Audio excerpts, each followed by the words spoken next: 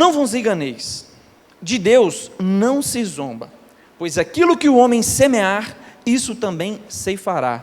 Porque o que semeia para a sua própria carne, da carne colherá corrupção. Mas o que semeia para o Espírito, do Espírito colherá vida eterna. Aleluia! Que palavra maravilhosa! Que palavra confortante! Que palavra que nos traz paz! Ou essa palavra te traz angústia? Ou essa palavra te traz preocupação? Ou essa palavra te traz um alerta de fato? Quem pode dizer e quem pode responder isso é cada um de vocês e cada um de nós. Saber que nós vamos colher o que nós estamos plantando, isso nos conforta ou isso nos atormenta?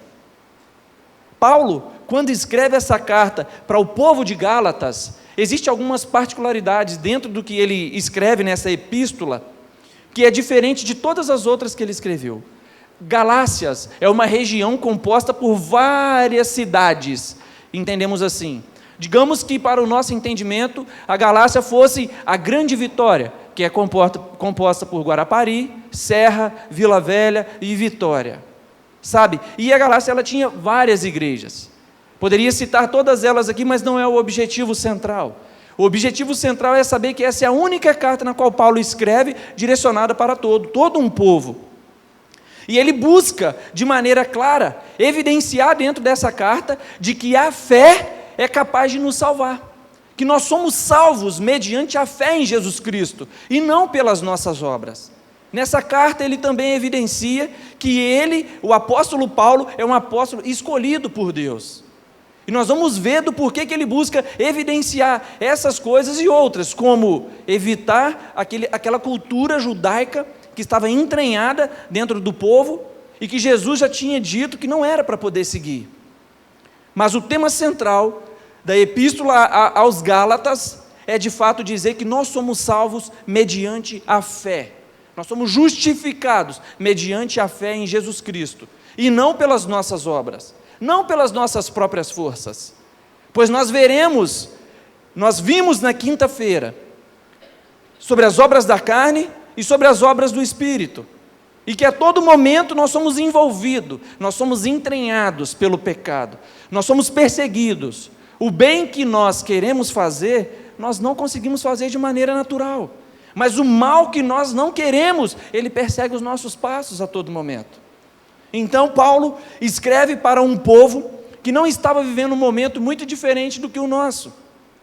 Paulo escreve com angústia em seu coração, pois ele já havia ido nessa região 14 anos antes de escrever essa carta, para poder propagar o Evangelho, e lá ele estava evidenciando que somente Jesus pode salvar, que somente crer em Jesus nós podemos obter a salvação, que nós não precisamos mais nos circuncidar, que nós não precisamos mais guardar o sábado, que nós não precisamos mais voltar aos costumes do passado, porque a lei, ela tem por objetivo de apontar e acusar o nosso pecado, mas a graça do Senhor Jesus veio para nos dar vida, e vida em abundância.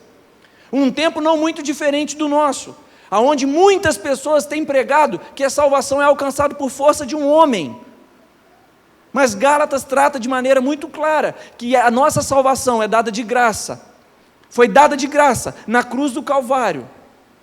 De graça ela é dada para todos nós, basta nós termos fé no Senhor. Mas aqui dentro, eu vejo um alerta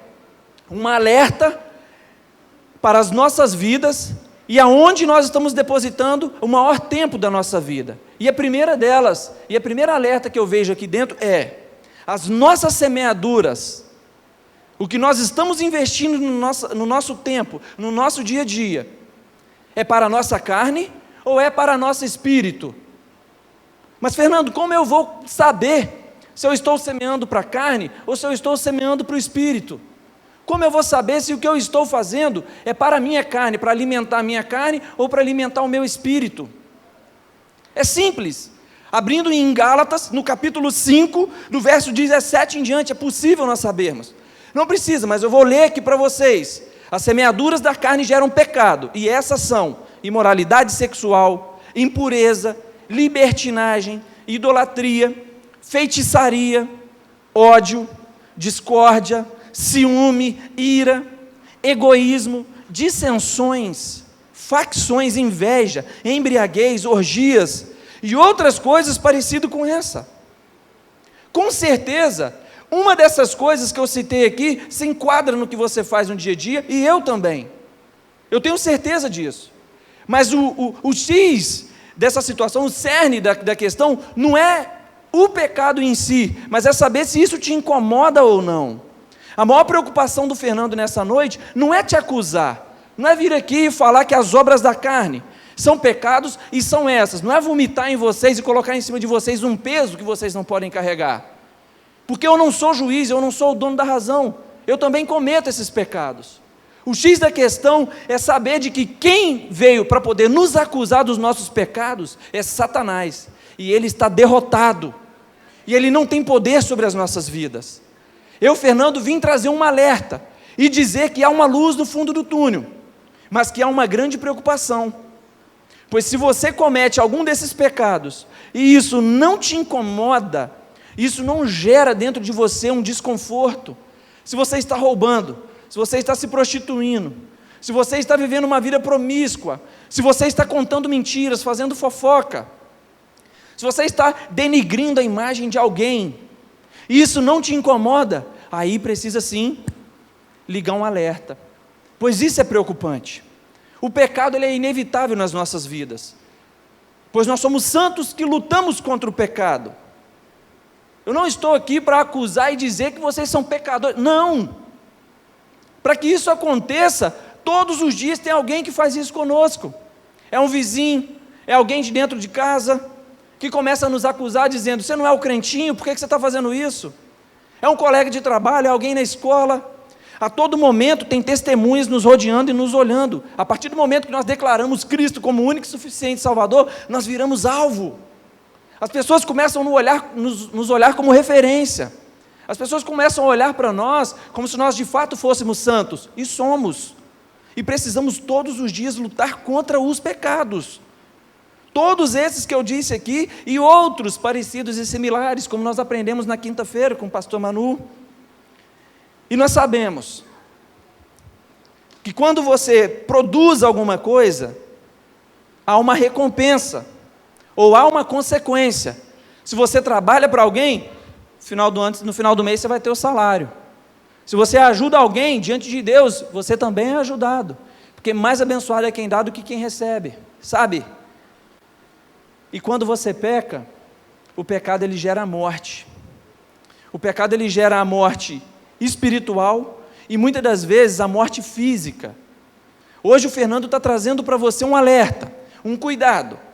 Tenha um cuidado, porque o pecado, ele gera a morte, e é muito triste, irmãos, se nós sairmos daqui essa noite, e morrermos, sem conhecer verdadeiramente o Senhor Jesus Cristo, mas graças a Deus que nós viemos aqui essa noite, porque o Fernando já apresentou para vocês o pecado, mas eu vou apresentar para vocês também, a luz no fundo do túnel, porque Cristo morreu na cruz exatamente por isso, para que pudéssemos ter vida, porque Ele venceu o pecado, Ele venceu a morte, Ele venceu Satanás, aquele que a todo momento tem nos acusado, nos apontado, tem a todo momento nos feito pecar, sabe, irmãos?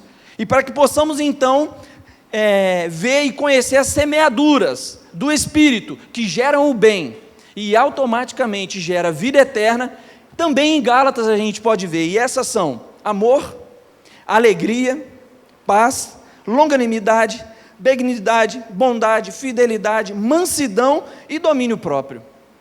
Então, eu pergunto para os irmãos, por que o pecado, eu não preciso dar para vocês uma orientação de como pecar? E agora nós vamos trabalhar de como então obter o fruto do Espírito, que é todas essas coisas que eu disse, precisa ter então uma instrução. É porque a nossa carne ela é má. A nossa carne, ela é tendenciosa ao pecado. A nossa carne, ela é totalmente pecaminosa. A todo momento nós maquinamos o mal. É a nossa natureza humana. Isso é algo involuntário. Isso é algo que parte muitas das vezes sem nós percebermos. Você quer de fato conhecer uma pessoa? Veja quais são as reações dela. Observe quais são as reações dessa pessoa. Uma pessoa, quando ela age, ela para e pensa para poder agir. Uma pessoa, quando ela reage, ela está sendo de fato quem ela é. Então, na maioria das vezes, quando nós reagimos, é com o nosso instinto carnal. Então, como obter o fruto do Espírito? Ser manso, ter domínio próprio, ter amor pelo próximo, através de oração, através de jejum, através de leitura da palavra. E tudo isso gera relacionamento com o Senhor. Ou seja, em resumo, para obter o fruto do Espírito, nós precisamos nos relacionarmos com o Senhor. Irmãos, diante de um cenário, de uma situação como essa, eu alerto mais uma vez: cuidado, porque de Deus não se zomba. Nós não podemos brincar com a palavra do Senhor. Nós estamos cultuando em uma igreja que traz uma palavra de uma maneira muito clara.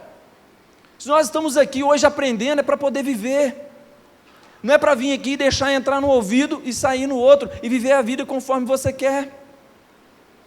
Eu vejo diversas pessoas reclamando: que minha situação está muito ruim, e tal. Pô, Fernando, tem como você orar por mim? Tem, amém, vamos orar. Dá um dia. Eu até excluí meu Instagram, meu Facebook ontem, só está no celular da minha esposa agora, porque às vezes não dá nem um dia.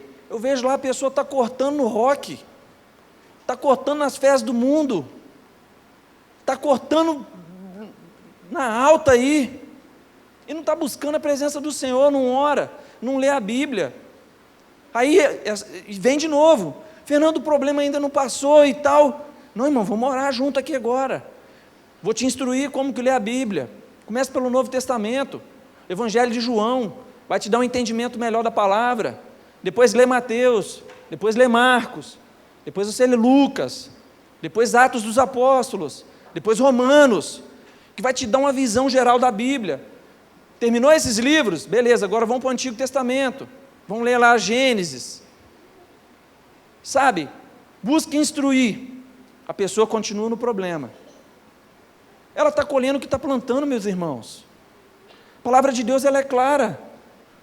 De Deus não se zomba, pois aquilo que o homem semear, isso também ele vai ceifar, porque ceifará, porque o que semeia para a própria carne, da carne colherá o quê? Corrupção, pecado. E o pecado, ele gera morte. Sabe? Então Deus hoje ele está nos dando a oportunidade de alertar. As obras da carne, eu não preciso instruir vocês como pecar, eu não preciso, porque isso é involuntário. Inclusive eu peco sempre, muitas vezes sem perceber, e aí eu, de joelhos, peço ao Senhor para me ajudar a não pecar mais a mesma coisa. Agora, o fruto do Espírito sim precisa de uma orientação. Irmãos, é prazeroso demais você chegar em casa, depois de um dia de trabalho, sentar no sofá, ligar a TV, assistir aquele programa que você tanto gosta, assistir um filme do lado da sua esposa linda, que é uma princesa do Senhor. Quando você olha no relógio, já é 11h30, meia-noite. Ou então você chega, é uma quarta-feira, chega tarde do serviço, só toma um banho, come alguma coisa, liga a televisão, o Flamengo ganhou mais um título, sabe? Então isso é prazeroso demais. No sábado não é diferente, outro título, né? Mas, brincadeiras à parte, isso é muito prazeroso. Só que existem tantas coisas para nos distrair no dia a dia, que a gente esquece de separar um momento para a palavra de Cristo. E aí o que acontece? Se alguém chega e prega mentira, a gente acredita na mentira, porque a gente não conhece a palavra de Deus.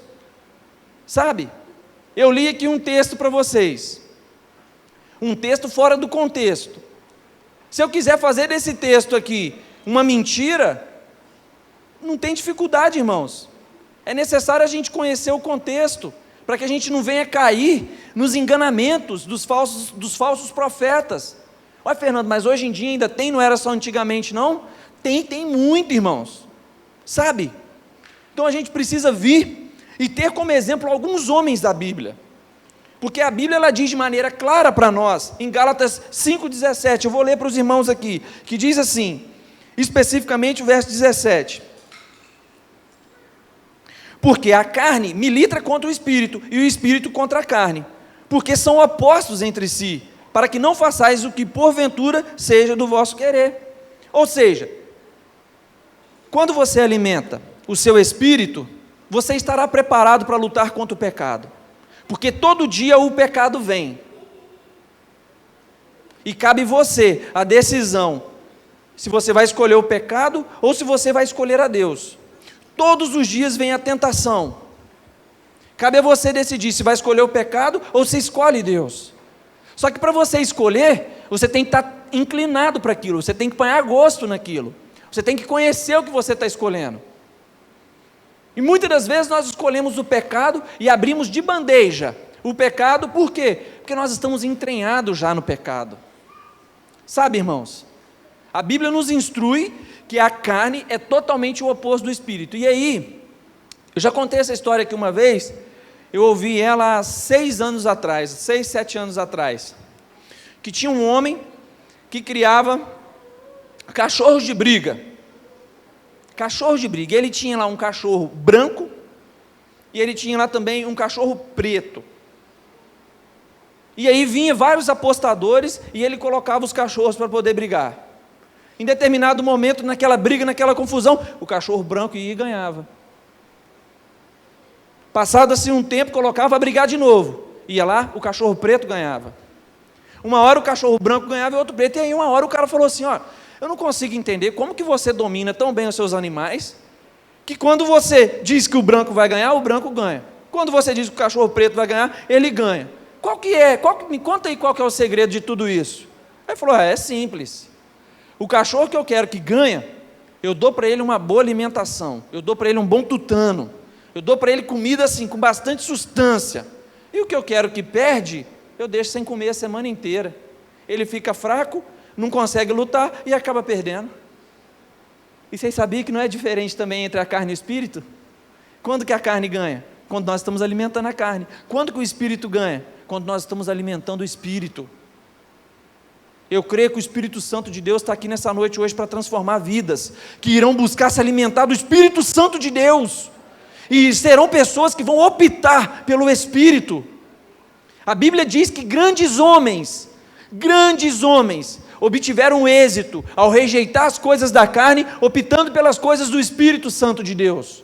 O primeiro deles que eu quero lembrar para vocês é Daniel, o profeta Daniel. Daniel morava em Jerusalém. Jerusalém acabou de guerrear então com a Babilônia, o rei da Babilônia era Nabucodonosor, e o que acontece? Nabucodonosor vai e destrói Jerusalém. A primeira invasão. Daniel tinha 16 anos. Com 16 anos, Daniel perde familiares, amigos, e além disso ele é levado a cativo para a Babilônia, porque Daniel era um jovem forte, um jovem bonito e intelectualmente inteligente. Daniel é levado junto com seus amigos e alguns conhecidos então para a Babilônia. Chega lá na Babilônia, o que tem? Bloquinho de carnaval, tem samba, o carnaval está cortando na alta, bebida, prostituição. Babilônia que não é diferente do que nós estamos vivendo agora não, irmãos. Chega lá na Babilônia, tem tudo isso.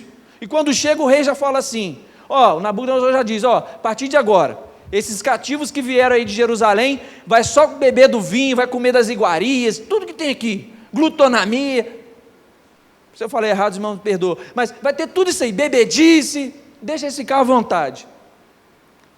Se muitas das vezes um de nós, a gente fala, estou feito, eu vou agora cortar na alta aí, como se diz o outro, vou ostentar mesmo, porque eu estou tendo uma oportunidade única, é o rei que está disponibilizando, olha só, olha que beleza, rapaz, esse rei não é brinquedo não, acabou de destruir lá Jerusalém, mas nos trouxe aqui, para poder nos dar aqui a oportunidade de festear do jeito que a gente quer.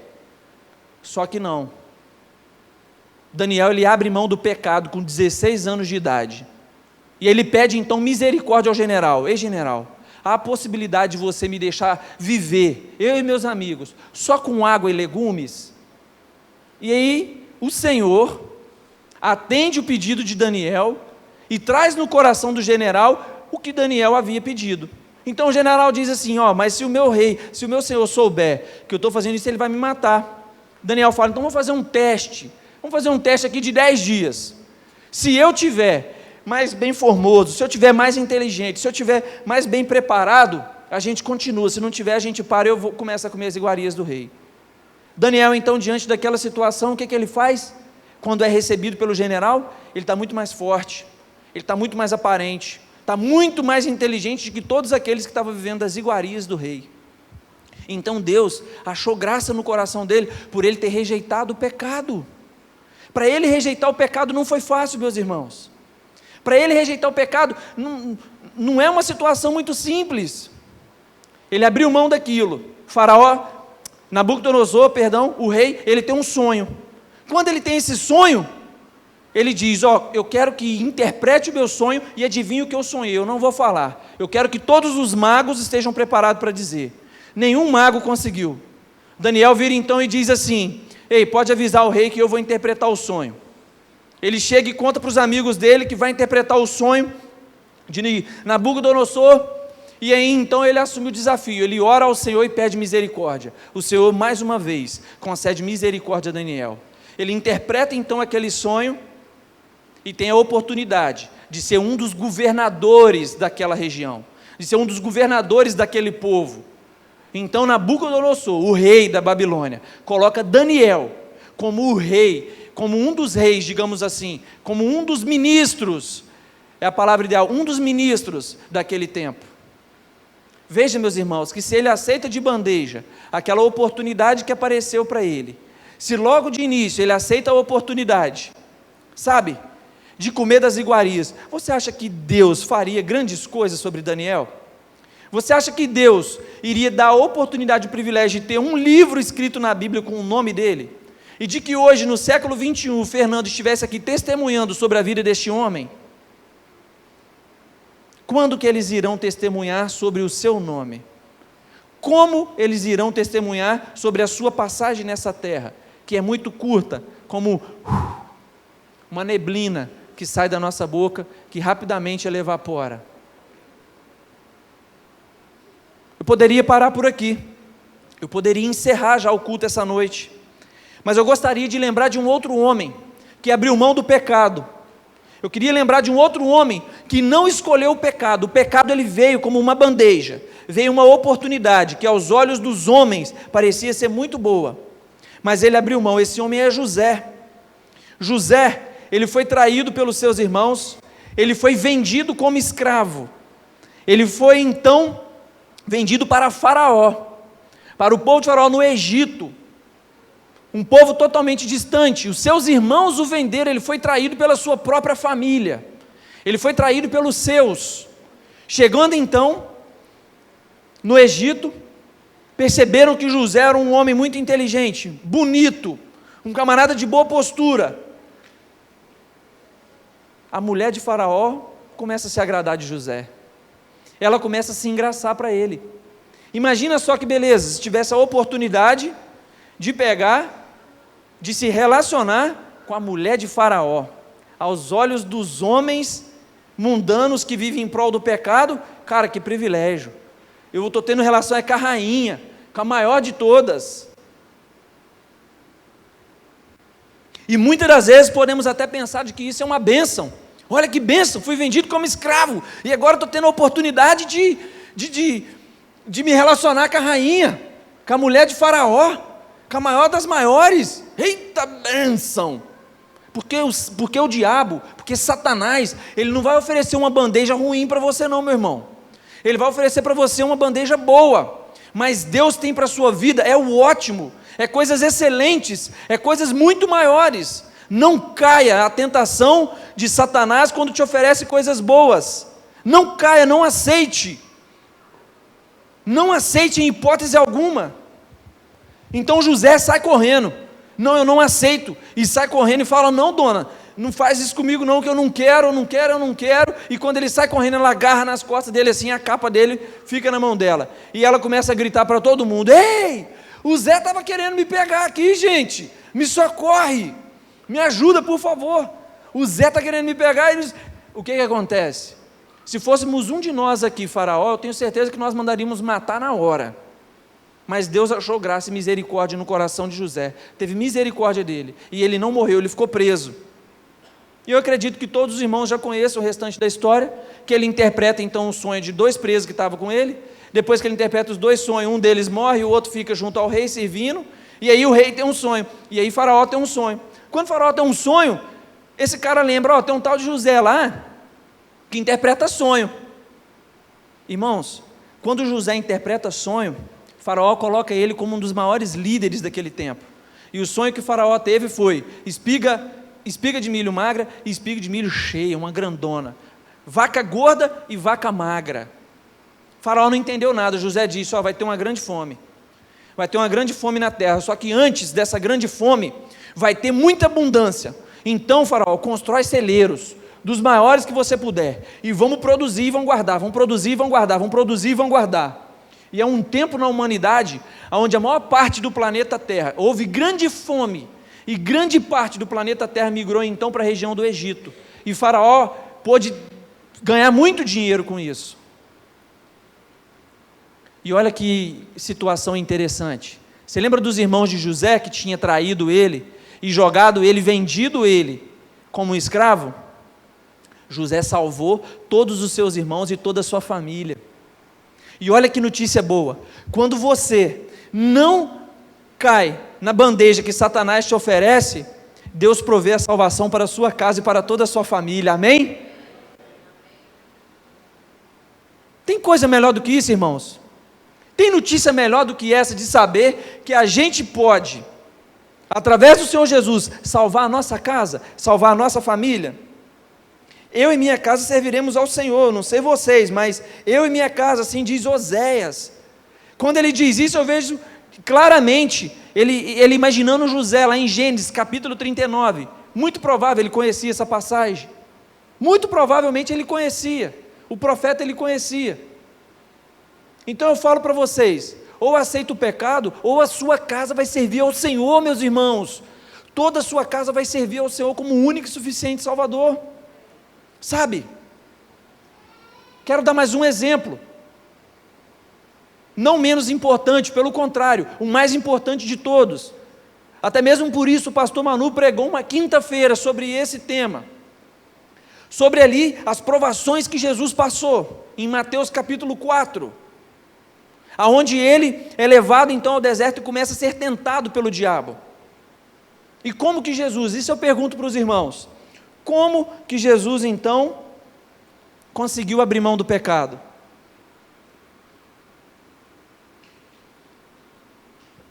Pode ter uma resposta óbvia, né? Porque ele era Deus. Não somente porque ele era Deus, porque ele também era homem. E todas as tentações que nós passamos, ele também passou. Todas, sem exceção. Então, como ele conseguiu abrir mão do pecado? Abrir mão do pão que mandou ser transformado, abrir mão de todo o poder, abrir mão da tentação de tentar Deus e os anjos. Como ele conseguiu? Através de jejum, através de oração, através de conhecimento da palavra e através de domínio próprio, domínio de si mesmo, sabe? De escolher as coisas do alto. Jesus ele olha para Satanás e dentro da Bíblia ele diz, ei, não tentará o Senhor teu Deus, racha fora daqui, eu não vou adorar ninguém além do meu Deus, além do meu Pai, eu não vou adorar. E aí eu falo para os irmãos, cuidado, porque de Deus não se zomba. Se você acha que está vindo aqui na igreja, vivendo em pecado, o maior prejudicado disso não sou eu, o maior prejudicado disso é você mesmo. Isso que eu acabei de fazer aqui, Satanás faz a todo momento, mas o meu objetivo não é de te acusar, é te dizer que existe uma boa notícia, Jesus ele pode transformar a sua vida.